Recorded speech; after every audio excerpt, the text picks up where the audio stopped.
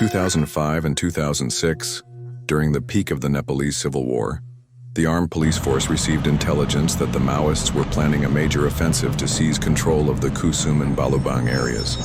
In preparation, the rebels began mobilizing fighters and conducting intensive training at Dobikat in the Dang district.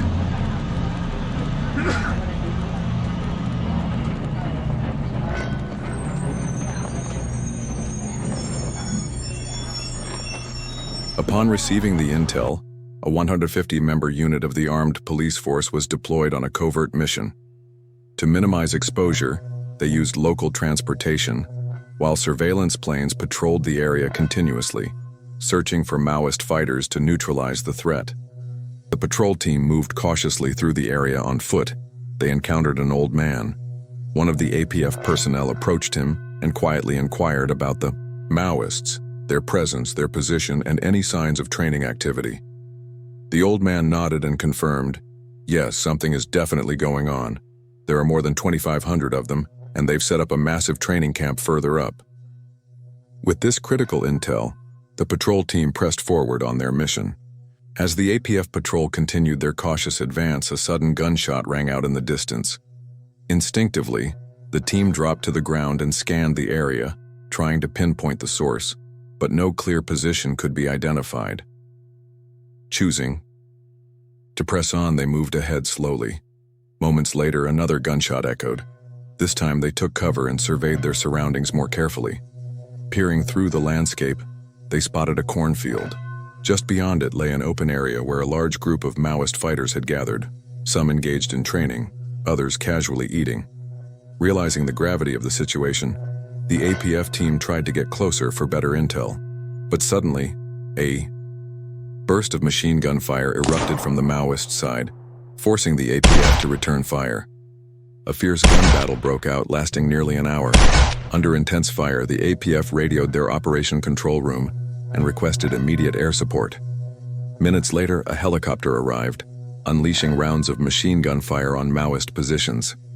The chopper made 5 to 6 passes, confirming the engagement before returning to base. With the arrival of air support, the battle came to a sudden halt. Silence fell over the area. The APF team remained alert, scanning for casualties. Miraculously, there were none on their side.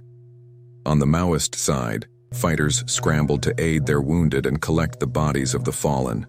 After an intense battle, with helicopter support roaring overhead and sporadic gunfire echoing in the distance, we finally found a moment of uneasy peace. In that short silence, we began assessing our situation, counting ammunition, checking for injuries, and accounting for any casualties. Exhausted, we took out our dry fruits, our only rations, and tried to rest, knowing it might not last long. On the other side, the Maoists were regrouping. Despite suffering heavy losses, they were far from giving up. Instead, they were preparing for a stronger counterattack. They divided their firepower, guns, rocket launchers, and mortars, and began assigning strategic positions. They knew the APF would return, and they waited like wounded predators ready to strike. Unaware of this, our unit began planning the next move. We needed more intel, and our orders were to search the area beyond the Babai River. But the terrain was unforgiving. The river stood between us and the target, its current strong from random rainfall and the water level higher than usual.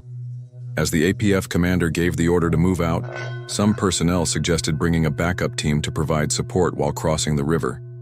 The plan was accepted.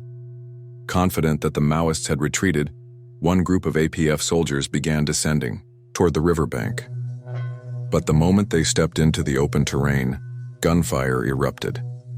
The Maoists had dug concealed trenches, and though the APF could trace the direction of the bullets, they couldn't see the shooters. It was an ambush.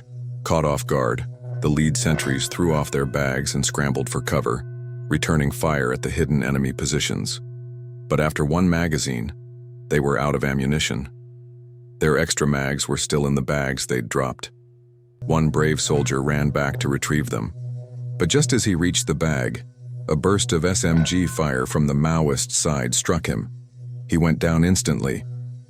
In the chaos, another soldier was shot in the wrist.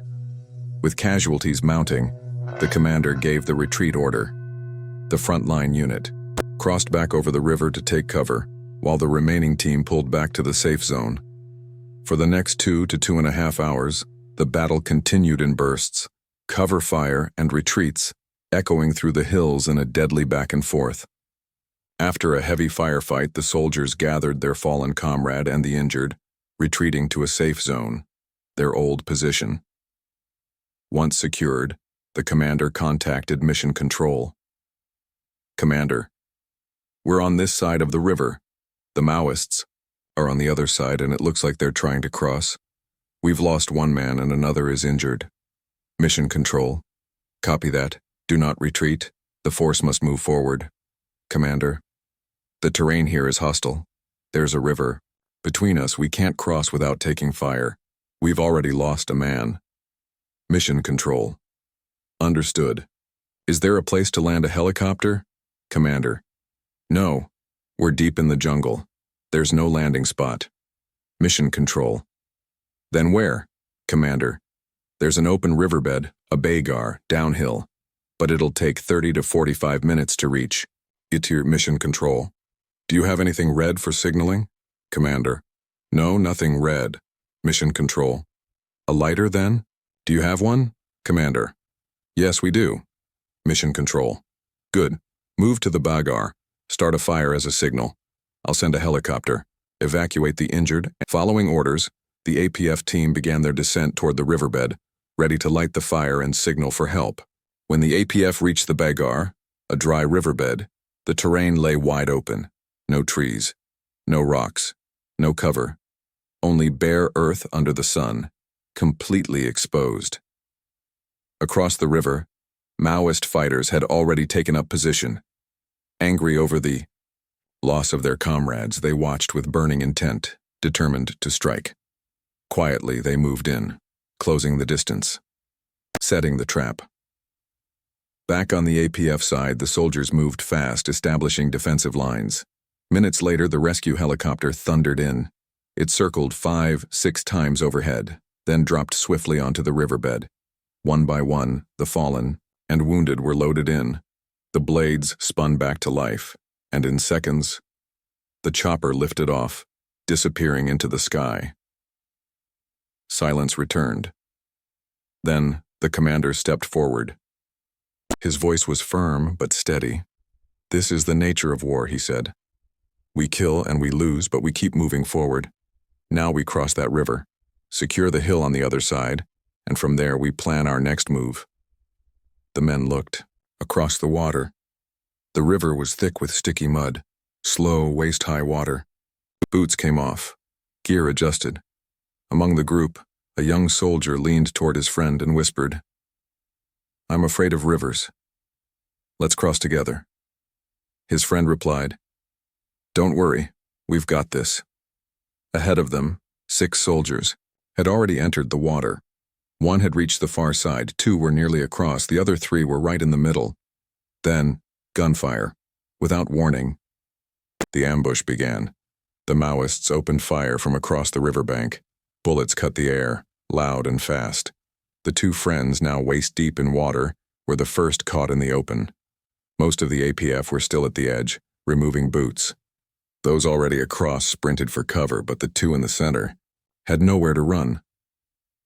Somehow, crawling and slipping through the muck, they made it to cover. The rest of the team followed, and through it all, not a single APF soldier returned fire. The Maoists kept firing for 30 minutes straight. But eventually, they realized no one was exposed anymore. The attack stalled. Then, as the APF began to reposition, the Maoists struck again. This time, the APF fought back. The silence shattered. A full firefight erupted. Pinned to the ground, the 2 soldiers hugged the earth. No movement, no sound, just the crack of rifles above their heads. Then came the mortars. 3 high-explosive shells screamed through the sky. The first exploded in a cornfield. The second, smack in the center of the river. The third landed dangerously close to where the 2 men lay. Shrapnel tore through the air. One soldier group nearby took a hit, and one sharp fragment struck the young man in the It wasn't a serious wound, but it burned. A clean, sharp pain, a reminder he was still alive. This marks the end of part 1 of this real story. Everything you've seen is based on actual events, drawn from the lived experiences of those who were there. If this story moved you, stay tuned. There's more to come. In part 2, the narrative continues from the perspective of one man who found himself stranded alone deep in Maoist-controlled territory. You'll hear his first-hand account, how he survived, how he navigated hostile terrain, and how he eventually made it back to base camp. This is not fiction. This is survival. This is real. Until then, thank you for watching. Take care, and see you in part 2.